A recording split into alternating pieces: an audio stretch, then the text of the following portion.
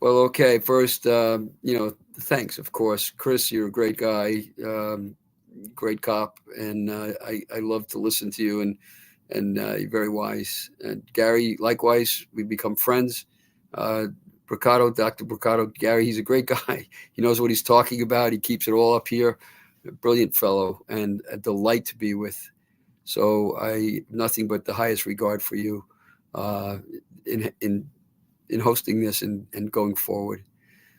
And as far as the Magdalene Dismas Society is concerned, um, it just take my word if you wouldn't mind that we've done a lot of work, huge amount of work pro bono in these cases, plural, that have come in and they're still coming in, and we'll continue to do that. But it's a it's a struggle money wise for us. So I really could use some help because we're not making a lot of money, and we're not making any money. We've been offered, people have come forward saying, be on my production company, do this, do that, and I've refused it all. I've turned it down. Unlike uh, Ellerup and her daughter uh, and their lawyers taking a big chunk of money for talking. I'm not doing that. So um, please help us with that. Now, substantively, though, to talk about this now, um, I think it's just uh, a shame that we're struggling not only with these monsters, including Heuermann, uh, and what they really have done and how they have done it, but that we've had so much to struggle with the Suffolk County Police Department, which was corrupted from the top down by Chief of Police Burke back in the day when this investigation should have gone forward when the evidence was fresh and could have been used. Uh, that's a shame. That's now historical. There's nothing we can do about it. I have nothing but high regard for Ray Tierney and Rodney Harrison and the Sheriff Toulon uh, and the helpers that I've come to know at the FBI uh, in working on this case. It's the people who are doing the investigating. I think they need to pay closer attention if the information that I got from the hotel is accurate, and it sure seemed like it was so to me. So they don't need those kind of glitches, which can only upset the apple cart in going forward against Heuermann. But his conscienceless wife and family are an issue and should not be written off as people who just didn't understand or know what was going on in a 1,343 square foot house that's like a super sized bungalow. And for them to say that they didn't know anything about this is absurd. So something needs to be done besides what I'm doing on this case. We've also been able to connect, in some regards, Rex Heuermann with Shannon Gilbert.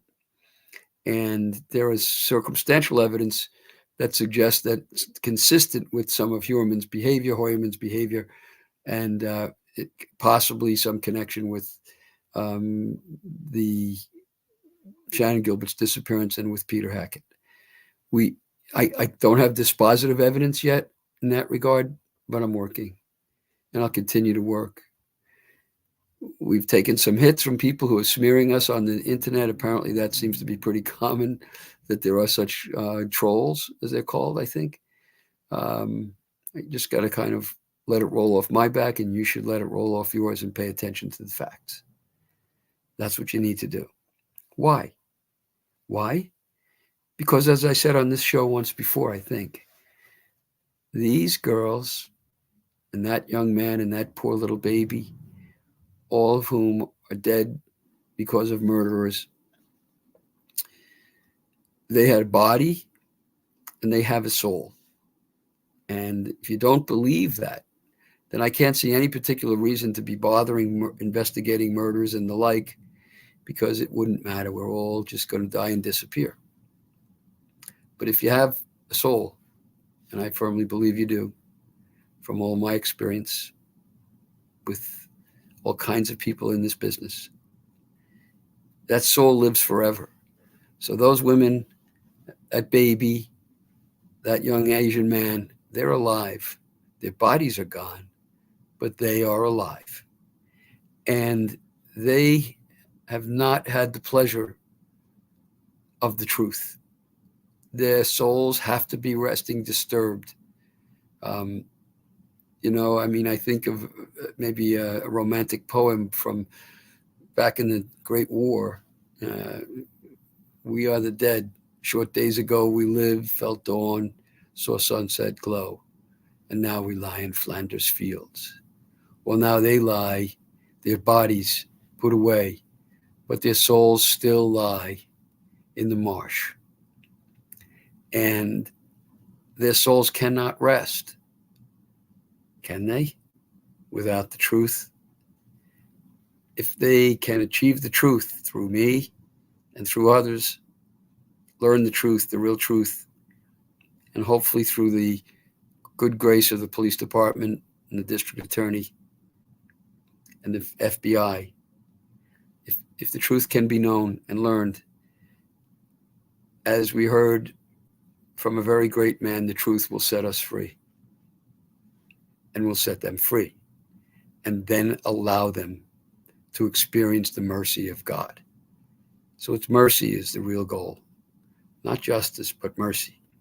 As I've said before, justice is somebody I've met. She is a cold, granite, unsmiling thing. And if you say, well, we want justice, people say, oh, we want justice. I've been in the justice field for 41 years, and I don't think anybody really wants justice for themselves. They want it for others. But we have to look to ourselves first, and it's not justice, therefore, that I seek. Because if I were to seek it, I wouldn't be a very happy person in eternity. I seek mercy, and these girls seek mercy. And the only way they can achieve mercy is to have a revelation of the truth before the eyes of God. That's what I try to achieve.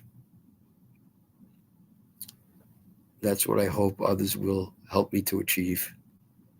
And I hope I can play a role for the authorities to also achieve that goal, which is eternal mercy because of the truth. And justice will then take care of itself. We have a system for that. And with that system in mind, I finish with this. I started this case with Shannon Gilbert's mom, Mary Gilbert, in December of 2011, soon after Shannon's remains had been found. And I started it by calling a press conference at Oak Beach with Mary, where after we had sent a letter to the United States Attorney, we asked the police department, which bungled the job, now we know willfully so, to step down and to allow higher authorities to step in, the United States Attorney and the FBI. We come full circle to now, and I cry out for the same thing. Now we know that these cases have crossed state lines, that they stretch to all other kinds of states, that Shannon worked in other states, that the organizations that she was working for and Michael Pack was working for are interstate. We need a much more powerful, larger force to investigate and finish this case and to clean out what's left of the treatise that the police department left behind. And so I call again for the federal intervention on a grand scale and for a large force put together with the DA and the other people involved in this, but with the dominant force of a new group of a task force from the feds to finish what has been started. And I won't give up. I'm tired. We've been stalked, my family and I, in this case. The police have refused and failed to investigate that at my request 3 times. We've gone through a lot. We're going through a lot. We'll keep going. That's what we do. So we're in the third period of the game. Let's get started again. Thank you.